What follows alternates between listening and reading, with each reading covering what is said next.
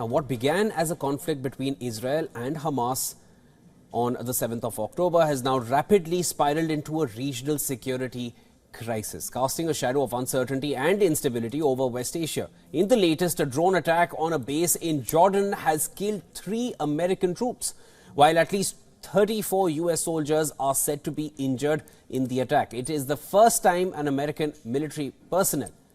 these American military personnel have been killed by hostile fire in West Asia since the start of the Israel-Hamas war.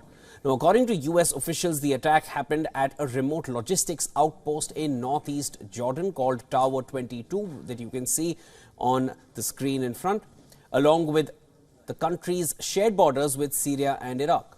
Now, in Jordan, there are about 3,500 US troops which are stationed there.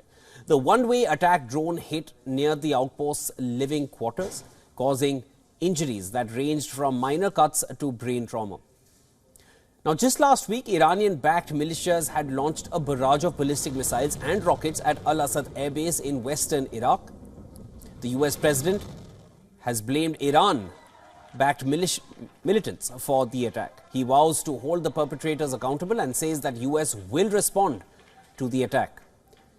The US Defense Secretary also blames Iran-backed militias for these attacks. Lloyd Austin says the US will respond at a time and place of their choice.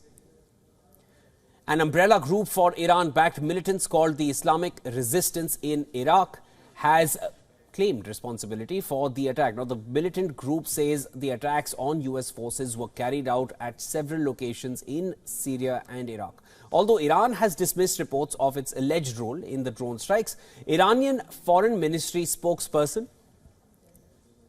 said that the claims are made with specific political goals to reverse the realities of the region, further adding that the claims indicate that they are influenced by third parties. Jordan has condemned the terrorist attack on US troops, although according to Amman, the drone attack that killed 3 US troops did not occur in Jordanian territory. Further added that the attack targeted Al-Tanf base, which is in Syrian soil. Now, for more on this, we were earlier joined by retired Colonel David B. DeRoche, who is a professor at the Near East South Asia Center for Strategic Studies, National Defense University from Washington, D.C. Listen to what he had to say on the matter. Iran has made a conscious decision to avoid directly confronting the United States or indeed any other country. What they do is because of basically the trauma from the 8-year Iran-Iraq war, they've embarked on a conscious policy of operating through proxy forces. They seek out members of the same religious group as theirs, the Shia school of Islam, in countries that are extremely fragile, and then they build them up by providing weapons, guidance, logistics support, and advisors. And so what you've seen is that they've been very successful in Yemen, in Lebanon, in Iraq, and then as allies of the Syrian regime.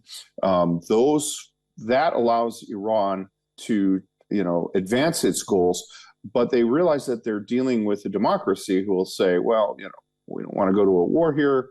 Who are we really fighting? So it allows Iran to fight down for its strategic goals down to the last Arab.